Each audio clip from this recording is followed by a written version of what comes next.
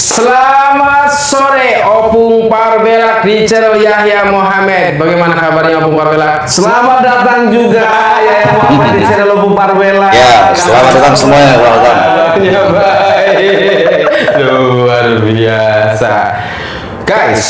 Tunggu sebentar dulu. Kau itu pakai batik mau kemana gak? Kondangan. Kantor desa. Iya. Mau ngurus itu KTP ya? Iya, KTP hilang. Lu kasihan, hilang. Gimana? Guys, Opung, saya pengen berdiskusi beberapa hal ini. Kita tahu tuh tadi tuh, denger ya. Ternyata pra peradilan ketiga Roy Suryo ditolak. Wah. Sudah saya duga itu. Sudah saya duga. Gimana? Ya, coba bayangkan aja coba. Ya, pra peradilan ketiga itu apa? Minta ganti rugi kan? Tahu kan minta ganti rugi. Dari niatnya aja udah salah. Kalau kita mau sedekah, pakai uang sendiri, jangan pakai uang negara. Itu dia ya. Iya benar. Enggak. Masa sedekah pakai uang negara? Modal dong. Berarti harusnya dia hari ini makan enak loh tadinya berharap. Harusnya. Tapi enggak, dia itu katanya dia kan baik. Oh, Katanya baik. mau langsung kasih ke yayasan. Oh, benar itu Tanya. Iya, nggak tahu sih yayasan yang mana kan. Rencana. Kan ngeri juga, bisa juga yayasan yang afiliat kan. betul. Jam berapa tadi itu pengumumannya? Ya siang lah kira-kira. Siang ya. Oh, kita lagi di mana itu? Lagi happy kalau nggak salah. Iya, kita lagi makan siang tadi. Guys. Jadi kita tadi lagi makan siang ya dengan salah seorang yang luar biasa. Kita nggak bisa sepil ya. Yang kemarin nggak usah lah. Apa itu? Tadi kita nyimak di apa namanya di HP ya. Pra peradilannya Roy Suryo yang ketiga ya mengenai ganti rugi ya.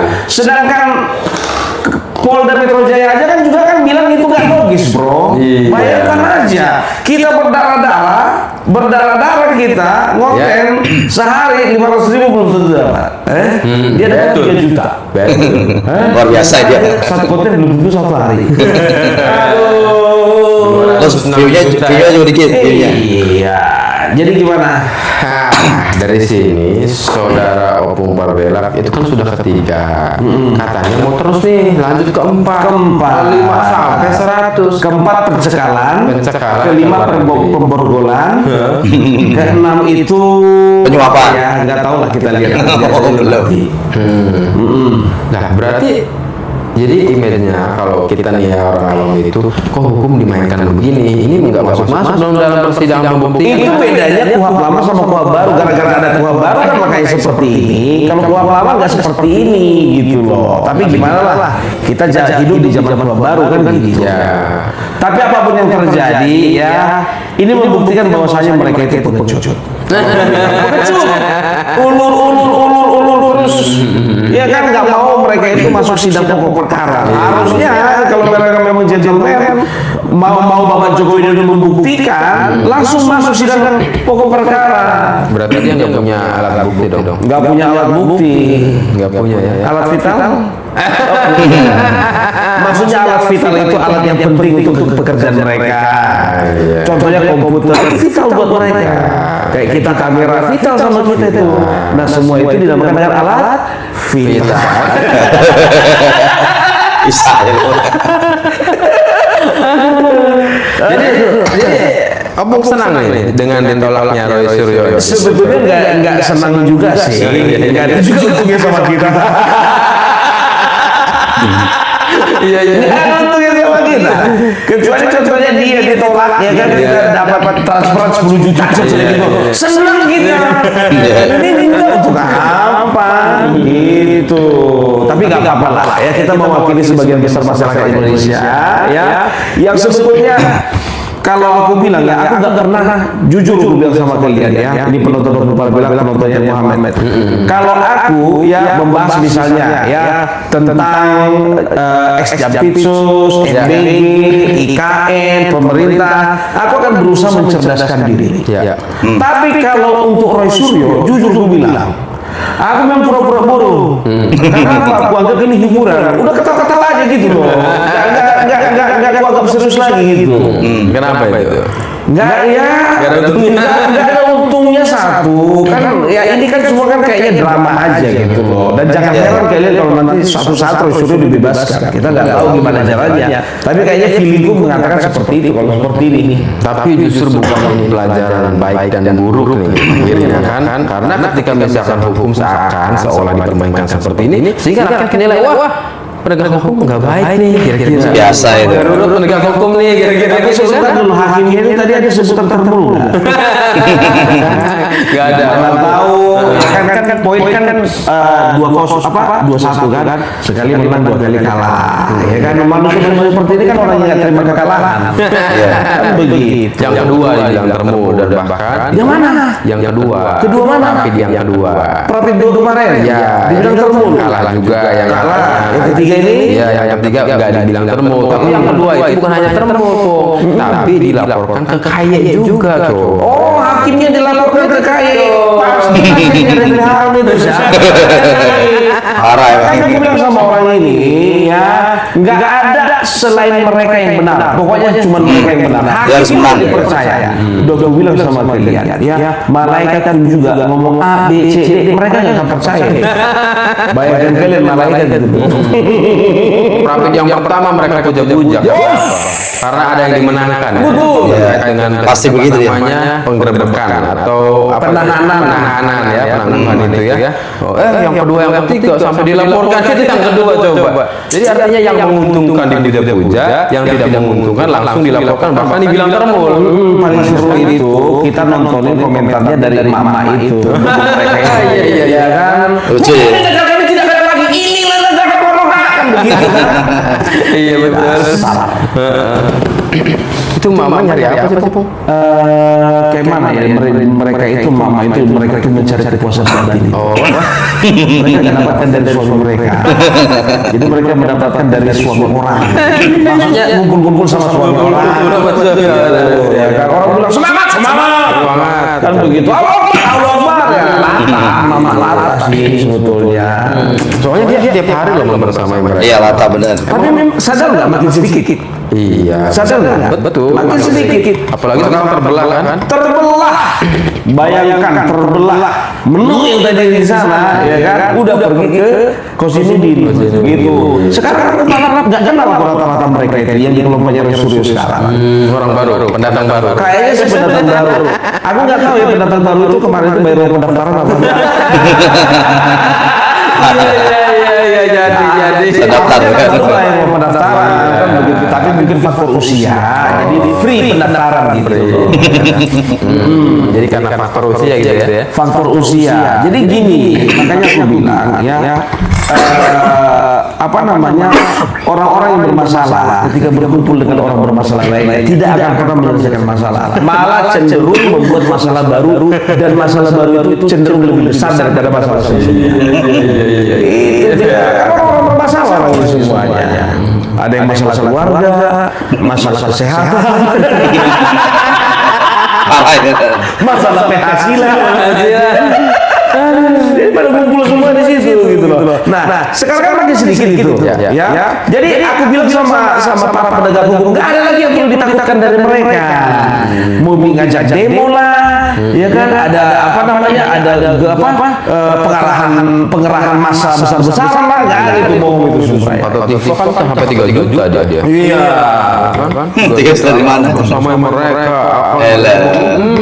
Mana jadi juta yang ada itu ya, yang ada itu sekitar 560 juta ya kan, itulah yang harus dibayarkan supaya apartemennya balik lagi sama dia. Tinggal kita makan susu bos. Emang ngomong apartemennya kenapa, Bung?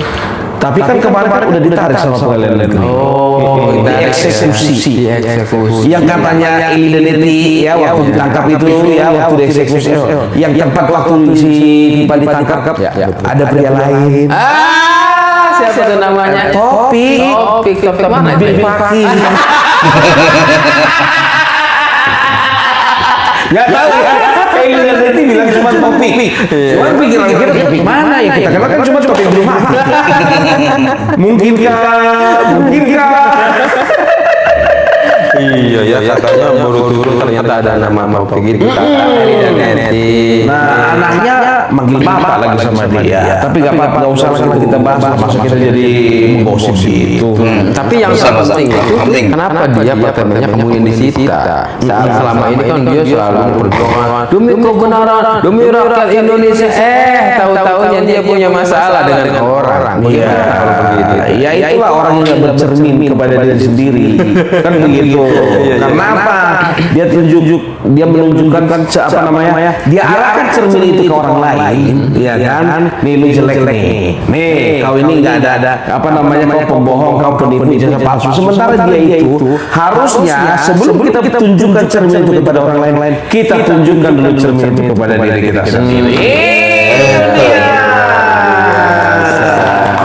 Keren kan kata-kata hari ini? Keren. Baru ada transferan. Acok ngomongnya. Berarti mereka ini tidak bisa bercermin diri. Betul. Tapi katanya dia juga ngajuin pra peradilan itu. Iya, tapi hari ini nggak ada juga ya. Ada doang.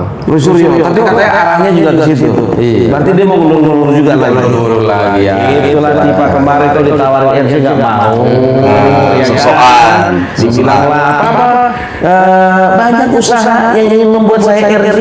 Banyak itu pengacara-pengacara dari pihak Joko Widodo mengajak saya untuk RJ. Ya kan begitu kan, bilang aja Bapak Joko Widodo nggak mau ngasih RJ, makanya kayak gitu memutar balikan fakta gitu ya. Soalnya kan kita dengar juga dia udah 3 hari di Solo juga loh. 5 hari. Ya, 5 hari. 5 hari. Artinya kalau 5 hari di sana dan tidak ketemu berarti Bapak Jokowi tidak memberikan waktu. Betul. Mungkin bisa saja ini menurut keyakinan saya ya, menurut keyakinan saya ya. Mungkin hari pertama lobby dulu gagal. Hari kedua ditunggu lagi lobby dulu gagal. Hari ketiga lobby dulu gagal. 4-5 ya kan ternyata dia harus pulang. Karena apa? Takut tiket pesawatnya hangus. Mungkin menurut keyakinan saya ya kan. Kalau tiketnya itu 2 minggu, ya kan yakin itu 2 minggu dari situ. Mungkin ini udah diancang-ancang ya kan, tiket pulang diambil, kalau nggak dia, kalau misalnya nggak pulang dia hangus kan. Itu dia berat dengan harga tiket itu ya. Iya, bayangkan aja, bayangkan dia katanya kan punya utang kan, dia kan utangnya cuma terbayar cuma sekitar 3 juta. Iya, sekian lama gitu ya. Tapi ya itulah dia. Kalau masalah utang itu urusan dia dan suaminya lah, kan kita bukan suaminya. Iya. Aduh. Kita ya memang berarti udah cocok ya. Apanya? Prapit yang ketiga ini ditolak. Ya udah cocok lah ya, udah cocok. Prapit yang keempat juga katanya tentang apa? Pencekalan. Ya kan sekarang kan begini. Kalau bicara tentang pencekalan ya, jangankan tersangka ya, itu yang bilang itu kalau nggak salah Pak Riki Sitohang ya kan, Jenderal Riki Sitohang. Jangankan tersangka, sedangkan diduga pun juga bisa saja orang itu dicekal. Kalau ada kemungkinan melarikan diri begitu.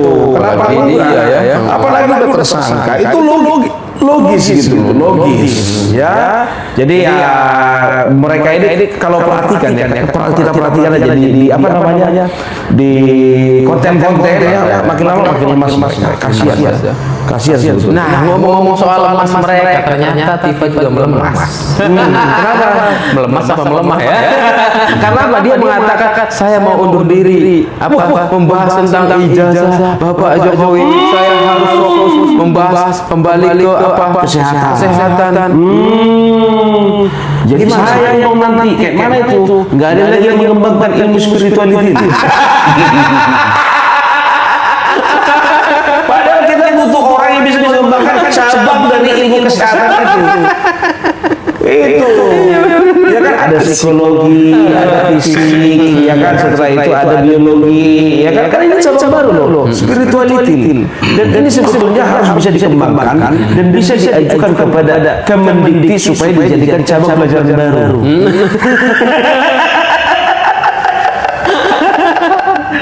Berarti selama ini Om doang ya. Mereka selalu menggebu-gebu, punya banyak alat bukti dan sebagainya yang bisa membuktikan ijazah Pak Jokowi adalah palsu 99,9%. Tahu-taunya menyerah, mundurkan diri. Tapi lebih bagus sih Om Do. Ya, lebih bagus Om Do sih daripada Mokondo. Mokondo apa? Modal konsisten dan doa. Tapi nggak ada usaha. Konsisten doa sama doa. Ya kan? Mending Om Do ada usaha ngomong daripada Mokondo. Iya benar. Nanti dicatat modal konsisten dan doa. Kan lagi direkam ini. Masuk. Oke. Ya jadinya Nah, kita ngomong kita alihkan dulu nih ya. Yang lebih menarik itu masalah Denny Indrayana. nah Bayangkan bos ya.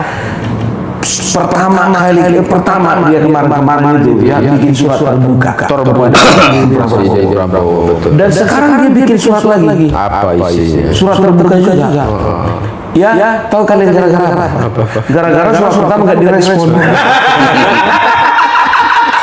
Dia bikin surat kedua, tetap masukkan Gibran. Nah, ini termasuk kalau menurut Opar Bela itu termasuk salah seorang yang nggak bercermin kepada diri sendiri. Itu sih sebetulnya. Nah, Denny Indrayana ini kan dalam surat itu ingin Prabowo memecat Gibran. Ya enggak? Itu pertama. Ya, yang pertama. Kedua juga sama menyerukan kembali segera ini dieksekusi. Nah, tapi Pung, berarti kan dia menginginkan sosok orang lain ya menggantikan Gibran. Kira siapa ya? Ahmad Musyidin. Salahnya di mana? Salahnya di mana? Iya kan? Yang pertama warga negara Indonesia. Yang kedua sehat secara fisik. Ya kan? Yang ketiga memiliki pendidikan. Masalahnya yang keempat nggak masuk akal. Jalannya dari mana nggak tahu kita. Tapi kan ya kotanya kan tadi menurut bukan? Ya menurut ya dia gitu. Entahlah menurut kalian yang lain itu. Kira-kira arah tujuan Denny itu apa maksudnya? Dia ini kan tergabung di kelompoknya orang oposisi kan, ya kan? Ya jadi kita udah tahu lah. Dari kemarin pertama kali tahu nggak Denny Indrayana ini ya bersama dengan Uceng, guru besar UGM itu. Ini orang ya berdua ini pernah menggugat MK untuk membatalkan keputusan MK nomor 19 itu. Pernah tapi gagal. Makanya penasaran terus sampai sekarang dia berusaha. Padahal dia itu tersangka dia.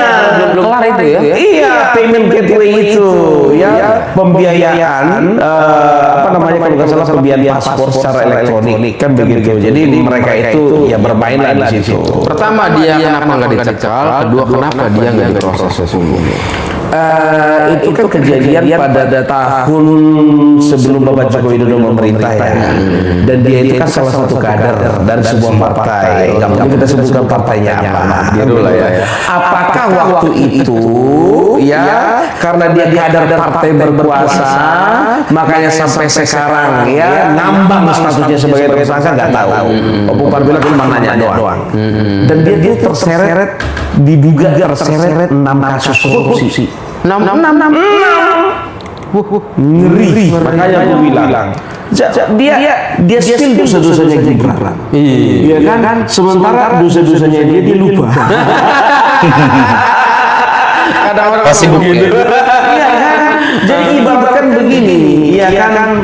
Ibaratkan begini, tai lalat di hidung orang lain kau lihat dari jauh, sementara tai babi di hidungmu sendiri nggak kau lihat. Ya kan? Artinya apa? Tai lalat itu bau nggak sih? Bau nggak tai lalat? Enggak. Tai lalat mau nggak? Tai lalat. Lu punya tai naga sih ya. Malah manis kan kadang-kadang ya kan, manis ganteng kan begitu. Dijelek-jelekkan kebaikan orang. Tapi sementara dia udah tahu tai udah pernah lihat babi belum? Udah. Kira-kira tai itu bau nggak? Bau. Udah bau tapi dia ngerasa nggak cium bau tai babi itu gitu loh. Kenapa sih harus babi? Sukain lu. Namanya satu lebih representatif. Ini kan perumpamaan kan, bukan bilang ada tai di dunia dia itu. Enggak. Perumpamaan itu istilah gitu. Berarti 6 kasus ya dugaannya ya. Dugaan 6 kasus. Dan sampai sekarang masih belum masih ngambang. Dan bahkan kan sekarang eksis di Australia punya apa lembaga ya? Bukan, punya law firm, kantor pengacara, dan kemudian katanya itu juga apa ya? Juga informasi di medsos ya. Penyelundupan lah apalah gitu enggak sih? Kalau itu belum tahu kita, ya kita belum selidiki. Kita mau tanya juga ke Polda, kita kurang kerjaan. Ngapain? Kayak ada aja kerjaan kita ya kan, kayak ada aja kerjaan kita harus kerja nih kayak gitu. Tapi memang itulah dia ya. Jadi sekarang ini kan orang kan banyak ya, mulai dari pilpres kemarin ya, pilpres kemarin itu kan ada saja orang-orang yang cari panggung, cari nama kan begitu ya. Ya aku kategorikan dia ini sekarang ini lagi cari nama sih sebetulnya. Cari nama dengan menjelekkan orang lain. Nah, iya kebiasaan mereka kan begitu. Cari nama dengan menjelekkan orang lain. Kalau sebenarnya cari nama gampang kita di kuburan banyak nama, di kuburan kan begitu kan. Mau nama apa di situ? Bisa ya. Kenapa ini dan Indrayana itu sangat benci ya, sampai menginginkan Prabowo ini memecat Gibran, sangat benci Gibran berarti kan? Jadi begini sih kalau menurutku ya kan, ya Denny Indrayana ini kan orang banyak sakitnya juga sih sebetulnya, banyak penyakitnya lah ya, dan juga sampai sekarang juga belum jelas titik temunya bagaimana, belum jelas itu ujungnya bagaimana begitu. Nah, apakah ya ini dia, apakah waktu Denny Indrayana masih ada di partai yang kemarin itu, pemenangnya yang baru adalah partai Bapak Joko Widodo ya, dan dia tidak mendapatkan kekuasaan, karena rata-rata seperti itu bos, yang nggak dapat kekuasaan, yang nggak dapat jatah, nggak dapat kue, nggak dapat jabatan, nggak dapat kursi, nah itu yang saya cara-cara sekarang. Kalau menurutku seperti itu sih. Iya, bagian daripada orang yang sakit hati. Iya, Ya pasti. ya sebetulnya bisa dikatakan seperti itu sih. Sakit hati karena nggak dapat apa-apa. Iya. Pantesan mereka pada berteriak-teriak ya. Jadi ada sebuah indikasi kata publik itu orang yang membenci Pak Jokowi itu adalah orang yang sakit hati, para koruptor, kemudian intoleran, ya karena mereka juga kan dibubarkan habis saat itu. Betul. Termasuk juga FPI dan HT kan dibubarkan. Ya. Jadi kita sudah membaca berarti ya dari beberapa pilar itu. Oh mereka ternyata yang membenci Pak Jokowi dan keluarganya. Oh iya. Apalagi kita udah tahu ya. Aku sangat setuju dengan ada satu perkataan orang mengatakan begini, Bapak Mas Gibran itu versi upgrade-nya dari Bapak Joko Widodo. Kalau bicara tentang intoleransi, dalam hal intoleransi saja, Bapak Joko Widodo ya ketika beliau jadi presiden ada rumah ibadah dari teman-teman kita ya, kaum minoritas ya, itu nggak langsung ada penanganan, tapi Mas Gibran bayangkan di Solo ada 3 gereja yang ditutup, dia langsung turun bukan segelnya, diuruskan izinnya. Itu langsung versi upgrade-nya, nggak mau lama-lama dia. Waktu itu juga ada kalau nggak salah apa namanya festival festival budaya ya dari saudara-saudara kita Tionghoa yang di Solo ya.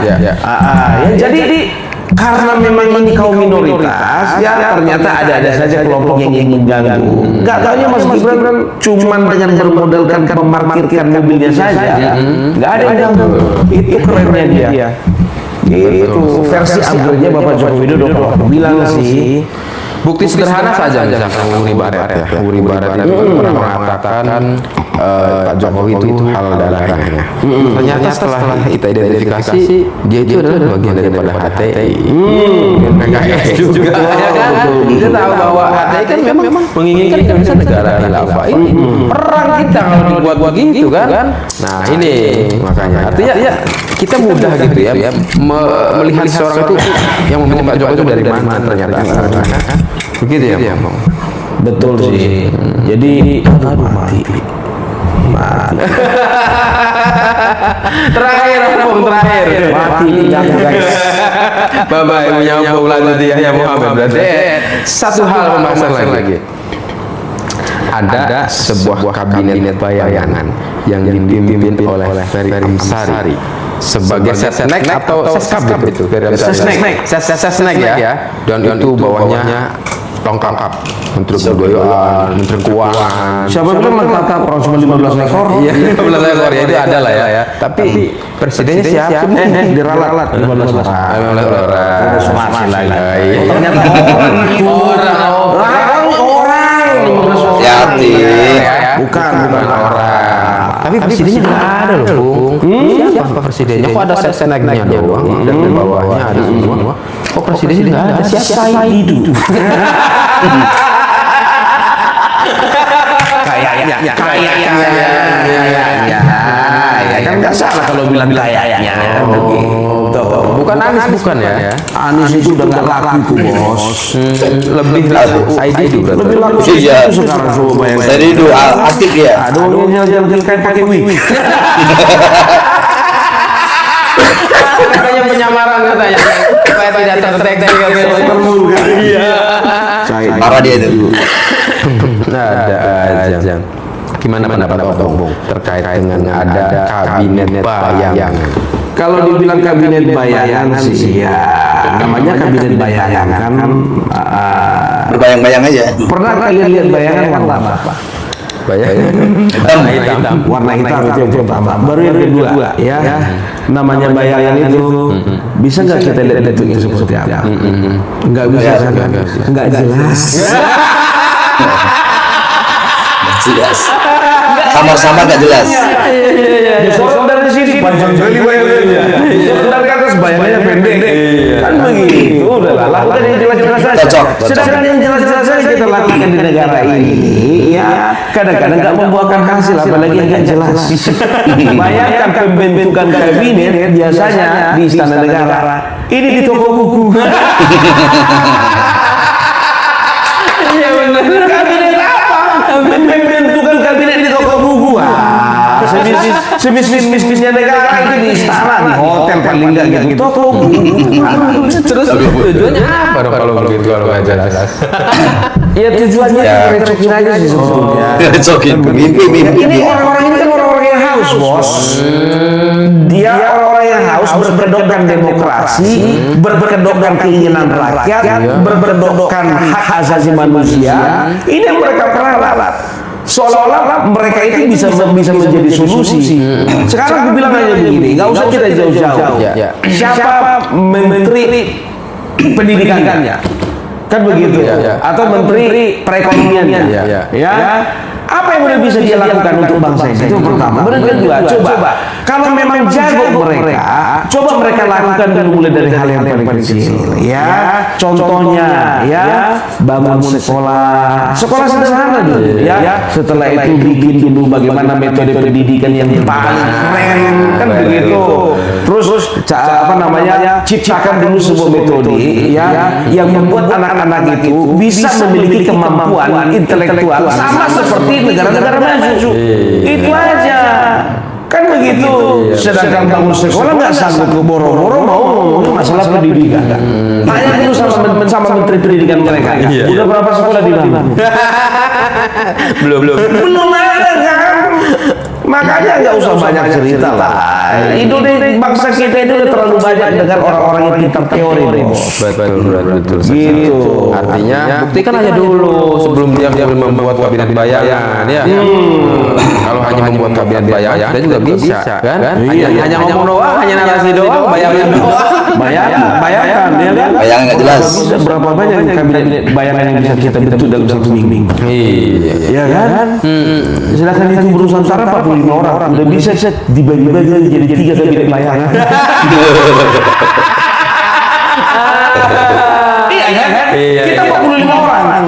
Iya kan? 15 orang kabinet bayangan. Berarti udah bisa 3 kabinet bayangan. Betul ya. Nggak aku bayangkan kalau terus semuanya mensesnek. Nggak usah menteri pendidikan, nggak usah semuanya mensesnek.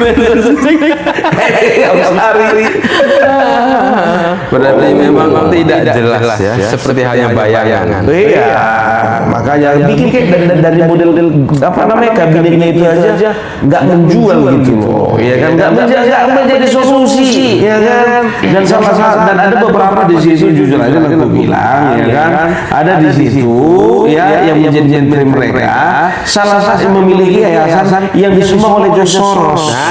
Loh, ini siapa? Iya, Selyosius itu. yang punya foundernya Selyosius itu. Itu masuk dalam salah satu kabinet bayangan. Maksudnya apa? Masyarakat udah nggak bisa dibodoh-bodohi. Siapa presidennya George Soros? Kan begitu. Iya, semakin jelas dan Semakin jelas. ya. Apa yang dilakukan seseorang, kita bisa tahu arahnya ke kanan atau ke kiri, lurus atau belok-belok, ya. Dari siapa? Dari orang yang melakukan itu. Ferry Amsari coba perhatikan aja, ya. Kemarin bikin dirty vote lah, dirty vote 2 lah, komentar masalah apa namanya pesta babi lah. Betul. Sekarang kita nggak usah terlalu banyak komentar, kan begitu. Buktikan dulu apa yang sudah bisa dilakukan. Seperti YouTuber Nusantara, ya. YouTuber Nusantara itu melawan DFK. Mana berita-berita itu yang kita luruskan lagi? Mana berita-berita bengkok itu yang kita hantam? Nah, itu salah satu sumbangsi kita terhadap bangsa ini. Supaya apa? Supaya masyarakat jangan pernah dibodoh-bodohi. Kan begitu. Terima kasih, semoga bermanfaat bersama saya Muhammad dan Opung Parbella. Bye bye. Wassalamualaikum warahmatullahi wabarakatuh.